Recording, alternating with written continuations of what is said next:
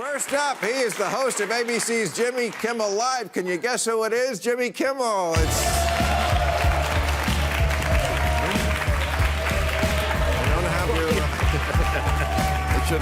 Hi, everyone.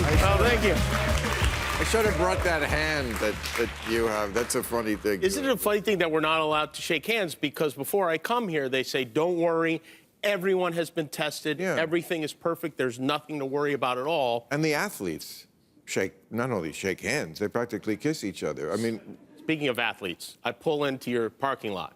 I pull into my spot. It says J. Kimmel on it. Right next to me, it says D. Strawberry. And I'm very excited. Very excited. Because it's not Dave Strawberry, Darryl Strawberry is here.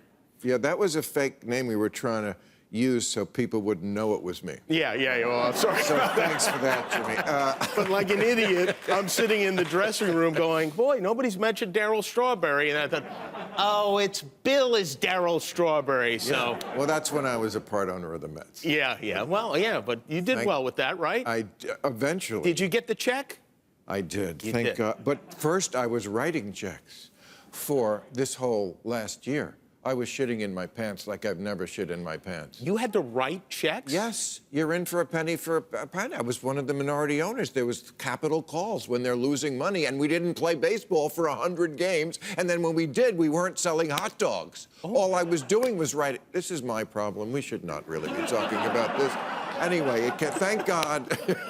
Can I tell you, though, your advice, when you told me about this situation with the Mets, I was offered a piece of the Las Vegas hockey team, the Golden Knights, the NHL team. And they said, we'd like to sell you 1% of the team. It's a great honor. And I said, I thought about Bill, and I thought, he didn't seem that enthused about owning the Mets, and I passed because of you. I did until the pandemic came along. And by the way, I still made out like a fucking bandit. Yes, Even with all that, I was right. It's the best investment, not the fucking Vegas hockey team. But they went to the Stanley Cup in their first season. Who gives a season? shit? It's hockey. It's not even American. but baseball, the New York Mets, the National League franchise in New York City, I knew that could not lose money, and it didn't. Why didn't they ask you to stay with the ownership group? Well, there was, first of all, after the near-death experience of Pandemic 20, when I was writing those checks, I didn't want to. And then that wasn't, who gives a shit? I don't know. I'm out. It was a great 10 years. At a parking spot at Citi Field. I went to see any game I wanted to. Then we got into the World Series. Did your parking spot at Citi Field say D. Strawberry on it? Maybe. But that would have been confusing because he probably has one. Exactly, yeah. So speaking of sports, what about the Super Bowl? You know what? Is that this weekend? If I have to listen to any more sportscasters, to all people on TV, sucking Tom Brady's dick for the... Right? I get it. He's the greatest, the GOAT, whatever. It's just like, please, Mahomes, beat this motherfucker. Please. I'm so tired of listening to how great Tom Brady is. Listen, Mahomes seems like a nice guy. Tom Brady has certainly won his share of everything, but I am rooting for him because I think this maybe is true for a lot of these sportscasters, this is a guy who was told by his employer, by the way, this reminds me a little bit of you, and I'll explain why. Stay with me here. When you were at ABC, they said, all right, that's it, we're done.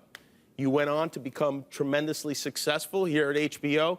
Well, you're like the Tom Brady of, and what? Well, Jimmy. I think you want the accolades for yourself. Please. But I think everybody who's been fired from a job goes, I love to see this guy leave his job. They go in the toilet. He goes to Tampa, which is also a toilet. Let's be honest. I lived there, I know. and then he's, in the Super Bowl again. And who knows, he might win it. But I was going to ask you, you grew up in Vegas. I grew up in Las Vegas. The thing I missed the most in 2020, and now they canceled a bunch of dates again, is touring. You don't really tour like I do. No. But I do go to Vegas. I have a comedy club in Las Vegas. Right. And I enjoy going there. And I miss Vegas. I mean, that's one of the main stops. Obviously, I'm there 6 or 7 times a year at the Mirage, or I was. I hope it resumes again.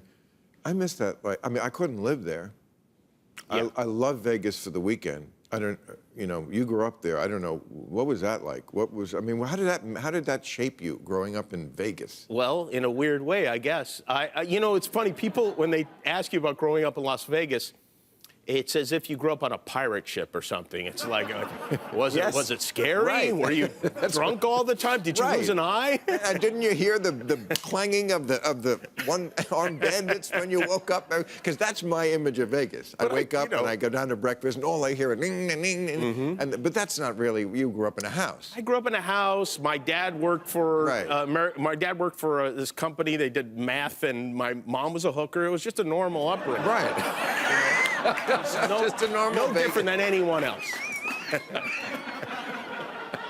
Vegas is still, though, it's different.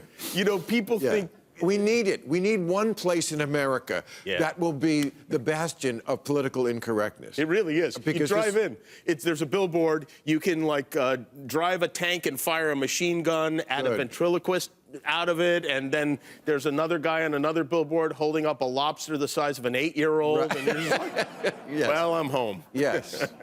But, I mean, the direction the country is going, someplace has to be a place where we don't have to conform and be perfect. Right, audience? Thank you.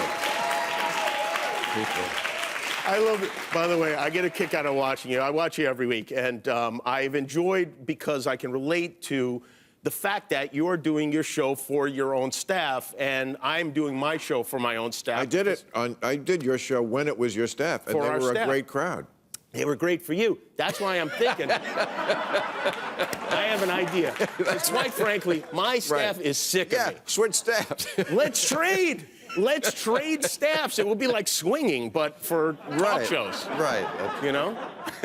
I also have another plan, and I think this is a good plan. Because I'm tired of doing the show for my staff, and they're more tired than I am of it. So, who is the group that has been vaccinated and has nothing but free time? Old people. Old people. I want to start bringing groups of, like, tell them the bus is headed to Laughlin or something. Put them on. They come. We'll have bingo. We'll do the whole thing. I'll get a bunch of old people. Yeah, everybody's happy. They used to have a talk show that did that. It was called the Merv Griffin Show. I used to.